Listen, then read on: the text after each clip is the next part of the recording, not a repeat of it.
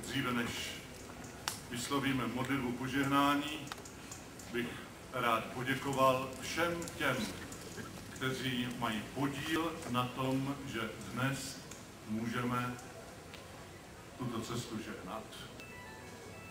Modleme se. Nebeský Otče, tvým jménem získávají všechny věci posvěcení. Pokorně tě prosím, požehnej tuto meditační cestu světla a žehnej každému, kdo ji bude procházet a přitom rozjímat o tvém vítězství, o tvé přítomnosti i o té lásce, která volá po naší odpovědi a nabízí nám naději.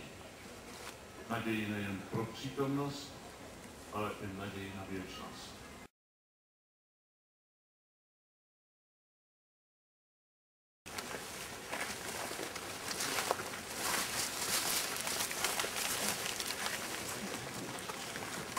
Mezi zastaveními vždycky zaspíváme celkovou písně, najdete ji ve zpěvníku na straně 30.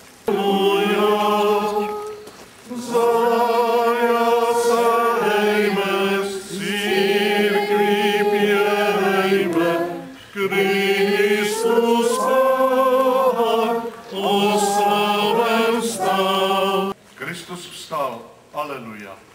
Opravdu vstal, aleluja. Dej nám odvahu k předávání víry, ať poznáme, že jdeš před námi, ať se s tebou setkáme.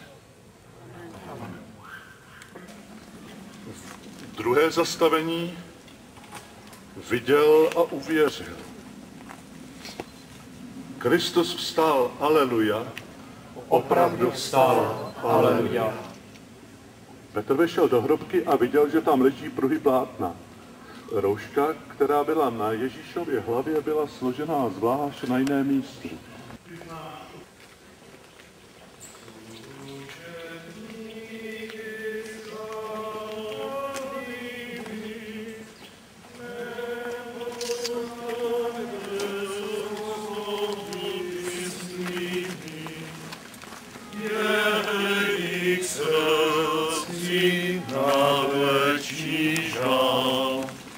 Aleluja.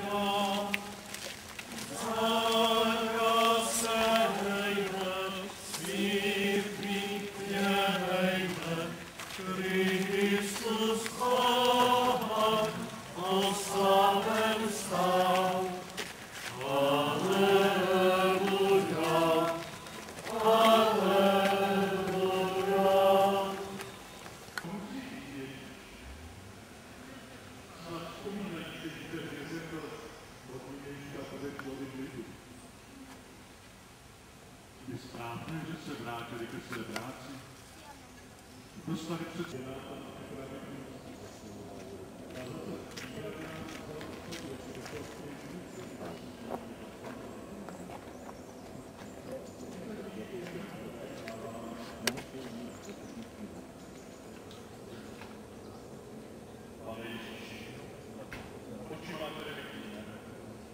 ale jsi s námi ve svém slově a v Eucharistii. Zviditelňuješ se ve své církvi, když jsme tvém jménem.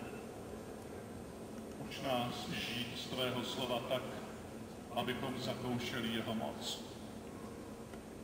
Uč nás přijímat Eucharistii tak, abychom vždy Potom se spušťuje krásný vyvěřené na znoji, která se nazývá olivová. Podobně v našich rodinách touhu po společné modlitbě. A dej rodinám takovou radost své přítomnosti, aby krása církve znovu rostla skrze krásu rodin. Osamělé přivádějí do společnosti